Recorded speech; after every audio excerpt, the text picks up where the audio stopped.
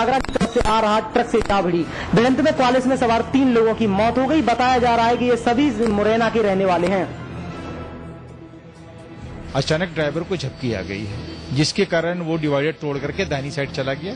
दाहिनी साइड में एक चावल लदा हुआ एक ट्रक आ रहा था, जिसमें वो टकरा गया है।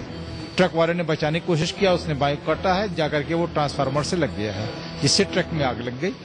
और इनकी गाड़ी में जो है इनोवा गाड़ी थी, जिसमें 3 लोग मौके पर मर गए हैं, 6 लोग अस्पताल आए हैं। हादसे के दौरान ट्रक ट्रांसफार्मर से जा टकराया, जिसमें आग लग गई। लोगों ने मशक्कत के बाद आग पर काबू पाया। बहराइच के एक राइस मिल में एक कर्मचारी की मौत हो गई।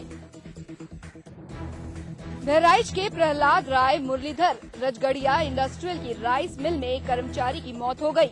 मरने वाले युवक का नाम राम निवास बताया जा रहा है, जिसकी उम्र 27 साल थी और वो बिहार के मधुबनी का रहने वाला था। हालांकि अभी तक मौत की वजह पता नहीं चल पाई है। मौत की सूचना पाते ही मौके पर पहुंचे मृतक के परिजनों ने जमकर प्रदर्शन किया। मृतक के परिजनों का आरोप है कि मृतक को मिल के मालिक और अधिकारियों ने मिलकर जहर दिया है। जिम कॉर्बेट पार्क में बढ़ गया है जानवरों के लिए खतरा। दरअसल पार्क बरसात के दिनों में बंद कर दिया जाता है। विश्व प्रसिद्ध जिम कॉर्बेट नेशनल पार्क सदैव बाघों और अन्य वन्य जीवों के लिए जाना जाता है। यही कारण है कि देश विदेश से सैलानी यहां वन्य जीवों को देखने के लिए आते हैं, लेकिन मानसून के चलते 15 जून से 15 नवंबर तक पार्क बंद कर दिया जाता है। इन 5 माह में वन्य जीवों को शिकारियों से खतरा अधिक रहता है, क्योंकि पार्क में पर्यटन गतिविधियां बंद हो जाने से शिकारियों को आसानी से वन्य जीवों का शिकार करने को मिल जाता है और वह इस बात से भी अनजान रहते हैं कि पार्क के कर्मचारी अधिकारी ऐसे मौसम में और बरसात के कारण नहीं आएंगे। मानसून गश्त जो होता है, ये जानवर को देखभाल करने के साथ साथ अगर कोई बाहर से कोई अपराधी इसके अंदर घुस जाता है, उसको भी निगरानी इसमें किया जाता है। ऐसे में कॉर्बेट पार्क प्रशासन के पास जानवरों को इस खतरे से बचाने के लिए कुछ और कदम उठाने होंगे। राजधानी लखनऊ में आज मौसम ने करवट बदली। लखनऊ में हुई झमाझम बारिश। मौसम के बदलते ही शहर में जमकर बारिश हुई। मूसलाधार बारिश की वजह से शहर का पारा काफी नीचे पहुंच गया। हालांकि एक तरफ जहां बारिश का इंतजार कर रहे लोगों को खुशी मिली, वहीं दूसरी तरफ बारिश से कुछ परेशानियां भी खड़ी हो गई। लगातार बारिश की वजह से सड़कों पर पानी भर गया, जिसकी वजह से कई दिक्कतें आईं।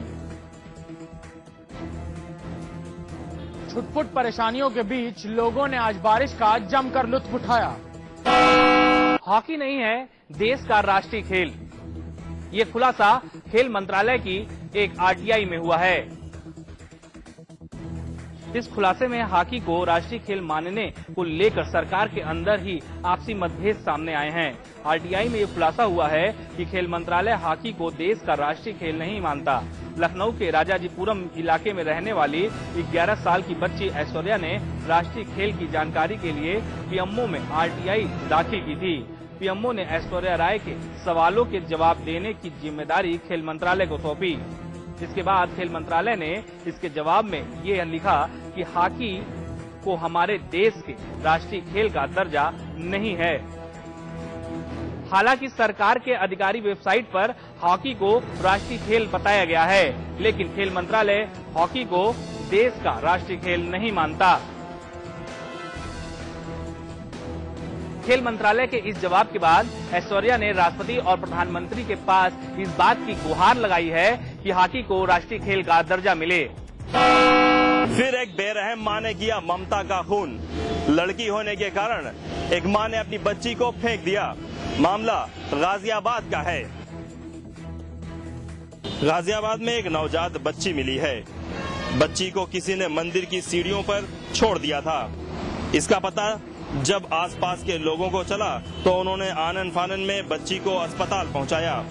फिलहाल बच्ची डॉक्टरों की निगरानी में है।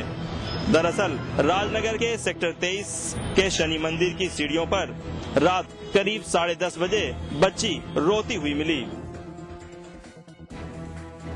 कोई बच्ची मंदिर की सीढ़ियों पर रो रही है। वहाँ जाके देखा तो कोई बच्ची रो रही थी। हमने उसे गोदी में उठाया और अपनी ऑफिस की तरफ लेकर आ गए।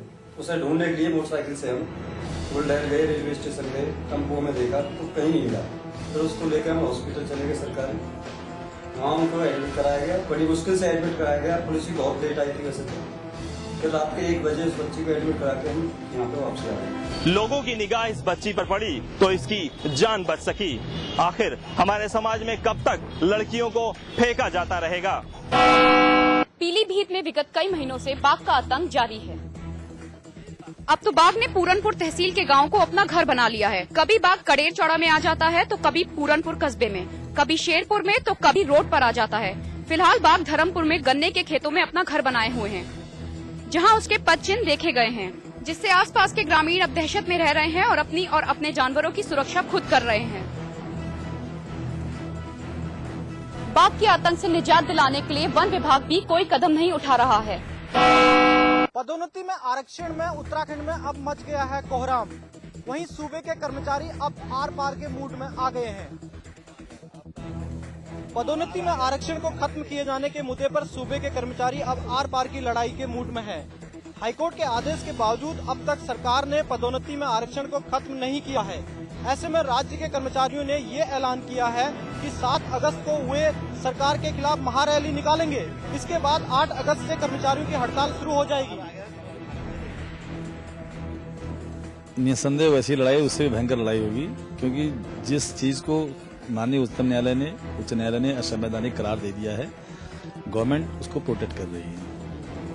इसलिए ये निर्णय लिया गया है और 7 तारीख को हमारा जो है महा रैली यहाँ पूरे स्टेट की होगी और उसके बाद कार्य बहिष्कार का निर्णय भी लिया जा सकता है। दरअसल सरकार एक दोराहे पर खड़ी है और उसे समझ नहीं आ रहा कि इस मुद्दे पर वो क्या करे। लोकसभा चुनाव धीरे धीरे पास आ रहे हैं। ऐसे में हरीश रावत की सक्रियता हरिद्वार में बढ़ गई है। हरिद्वार की समस्याओं को लेकर रावत हर की पैड़ी पर अनशन करने की धमकी भी दे चुके हैं। लेकिन यह पहला मौका नहीं है जब हरीश रावत अपनी सरकार को कटघरे में खड़ा कर रहे हैं। इससे पहले 2005 में कांग्रेस के प्रदेश अध्यक्ष रहते हुए हरीश रावत अनशन करने की धमकी दी थी। एनडी तिवारी की सरकार हो या फिर विजय बहुगुणा की सरकार, हरीश और उनके समर्थकों की दबाव की राजनीति लगातार जारी है। तिवारी सरकार में हरीश रावत गुट के किशोर उपाध्याय विरोध का झंडा उठाते थे। लेकिन अब किरदार बदल गए हैं। अब विजय बहुगुणा सरकार में मयूख मेहर और हरीश धामी इस परंपरा को बखूबी निभा रहे हैं। भगवान श्री कृष्ण की नगरी मथुरा पहलवानों के लिए भी जाना जाता है। वही नगरी आज अपने पहलवानों के लिए कुछ नहीं कर पा रहा है। प्रशासन की अनदेखी के चलते यहाँ के पहलवानों को कोई भी सुविधा मिल नहीं पा रही है। यहाँ के पहलवानों का भी सपना ओलंपिक में भारत का नाम रोशन करने का है, लेकिन अखाड़ों की इस बदहाली और खाने के कमी के चलते ये अपना पूरा सपना नहीं कर पा रहे हैं।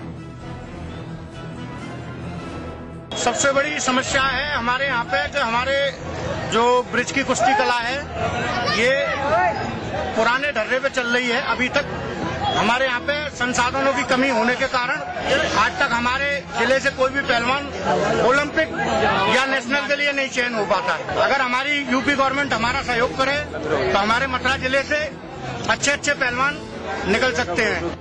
इन अखाड़ों में कसरत करने के लिए सामान भी नहीं है। जरूरत के सामानों को पहलवान अपने घर से ही लेकर आते हैं। बरेली में एक सिरफिरे आशिक ने अपनी प्रेमिका और उसके पति की गला काटकर हत्या कर दी। आरोपी का नाम मुन्ना बताया जा रहा है। ये घटना रामगंगा नगर आवासीय योजना इलाके की है, जहां आज सुबह मुन्ने बीना के घर पहुंचा और उससे झगड़ा करने लगा। उसके कुछ देर बाद उसने बीना के पति हसीन मियां और बीना की धारदार चाकू से गला काटकर हत्या कर दी और खुद भी खुदकुशी करने की कोशिश की, मगर पुलिस ने उसे गिरफ्तार कर लिया। दरअसल आरोपी 3 बच्चों की मां बीना से बेपनाह मोहब्बत करता था, मगर उनकी ये मोहब्बत बीना के पति को नागवार गुजरती थी। लिहाजा कुछ दिन पहले इसको लेकर उनके बीच विवाद भी हुआ था, मगर पुलिस ने सुलह करा दी थी। ये अपने परिवार के साथ यहाँ रहते थे। 3 बच्चे हैं इनके, जिसमें 2 लड़कियां और एक 8 माह का बच्चा है। रीना का जो है वो प्रेम संबंध मुन्ना खान के साथ में था और कुछ पैसे का इनका अपना लेन देन था। जिसके आधार पर इसका पति जो है इसका विरोध करता था। तो आज ये सुबह 6 बजे यहाँ आया और कुछ बातचीत की, फिर झगड़ा हुआ, फिर गला काट के दोनों पति पत्नी को मार दिया। सिरफिरे आशिक मुन्ने का हसीन के घर आना जाना भी बताया जा रहा है। उत्तराखंड के 2 साहित्यकार अपना पद्मश्री सम्मान वापस करेंगे। पद्मश्री से सम्मानित हुए अवधेश कौशल और साहित्यकार लीलाधुर जगोड़ी 15 अगस्त से पहले अपना पद्मश्री सम्मान सरकार को वापस कर देंगे। दरअसल ये दोनों प्रदेश में बंद होने वाली परियोजना को शुरू करने की लगातार मांग करते रहे हैं, लेकिन अभी तक प्रदेश की कोई परियोजना शुरू नहीं हुई है, जिससे नाराज होकर इन्होंने ये फैसला लिया है।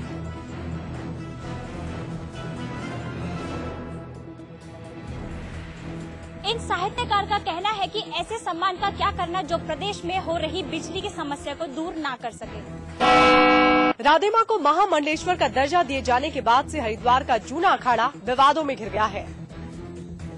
सवाल ये उठाए जा रहे हैं कि आखिर किस आधार पर राधे मां को महामंडलेश्वर की उपाधि दी गई है।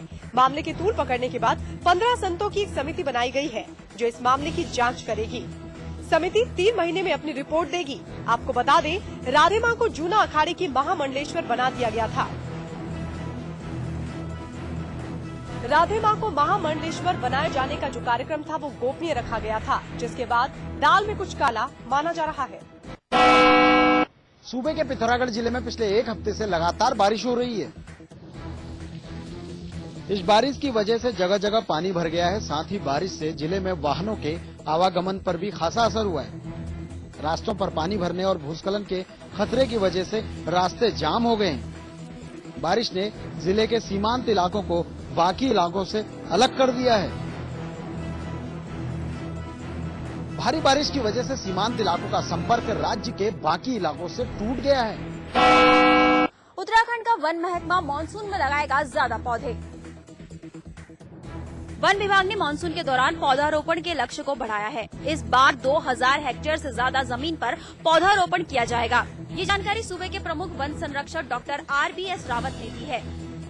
उन्होंने ये भी कहा है कि विभाग पर्यावरण संरक्षण को लेकर गंभीर है। पिछले साल बहुत कम वृक्ष लगाए गए थे। पिछले साल और इस साल में थोड़ा सा वृद्धि हुई है, क्योंकि क्षतिपूरक वृक्षारोपण में लगभग 3800 हेक्टेयर जो पिछले वर्ष कम था उससे 1500 हेक्टेयर कभी बढ़ा है। तो पिछले साल के मुकाबले में हमारा जो कुल वृक्षारोपण होगा लगभग 2000 हेक्टेयर अधिक होगा। PCCF का कहना है कि केवल वृक्षारोपण ही लक्ष्य नहीं है, बल्कि इनकी परवरिश भी ठीक ढंग से की जाएगी। पौड़ी में पर्यावरण को बचाने के लिए वीरोखाल के रमेश चंद्र बौड़ाई ने अनोखी पहल की है। उन्होंने राज्य में बढ़ रहे चीड़ के पेड़ों को हटाने के लिए एक मुहिम शुरू की है, ताकि पर्यावरण को चीड़ के पेड़ों से हो रहे नुकसान से बचाया जा सके। पर्यावरण से जुड़े इस मसले को किसी भी पर्यावरणविद ने नहीं उठाया, लिहाजा अब इस मुद्दे को वीरोखाल के रमेश चंद्र ने उठाया है। जागरूकता पैदा करने में जुटे हैं वीरोखाल के रमेश चंद्र बौड़ाई। इनका मकसद साफ है कि पहाड़ों के लिए विनाशकारी साबित हो रहे चीड़ को हटाकर बांझ के संरक्षण पर ध्यान दिया जाए। अपने इस मुहिम के लिए रमेश चंद्र बौड़ाई ने चीड़ हटाओ और बांझ लगाओ का नारा बुलंद किया है। कन्नौज में युवक को उठाकर ले गई पुलिस पर युवक के परिजनों ने लगाया हत्या का आरोप। दरअसल कुछ दिनों पहले तालग्राम थाना क्षेत्र में पुलिस को सूचना मिली थी कि कुछ लोग मोर का शिकार कर रहे हैं। सूचना पर पहुंची पुलिस ने ग्रामीणों की मदद से इन लोगों को पकड़कर इनकी जमकर पिटाई की और घटनास्थल से 2 आरोपियों को ले गई, जिसमें परशुराम नाम का युवक भी था। परशुराम के परिजनों ने जब पुलिस से परशुराम के बारे में पूछा तो पुलिस ने कोई जवाब नहीं दिया और थाने से भगा दिया। परशुराम की लाश मिलने पर परशुराम के परिजनों ने पुलिस पर हत्या का आरोप लगाया था। मेरठ में हुए एक लड़की के अपहरण पर लड़की के परिजनों ने DIG कार्यालय के सामने आत्मदाह की कोशिश की। लड़की के परिजनों ने सपा मंत्री शाहिद मंजूर पर नाबालिग लड़की के साथ बलात्कार के आरोपियों को संरक्षण देने का आरोप लगाया है।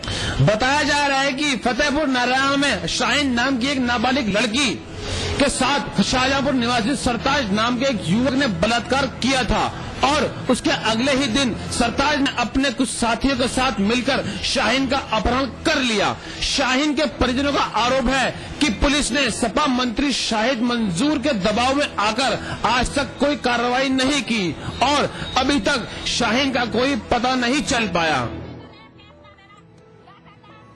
अब मामले में सपा सरकार के मंत्री पर भी आरोप लगे हैं। ऐसे में पुलिस को जल्द से जल्द शाहीन को बरामद करना होगा।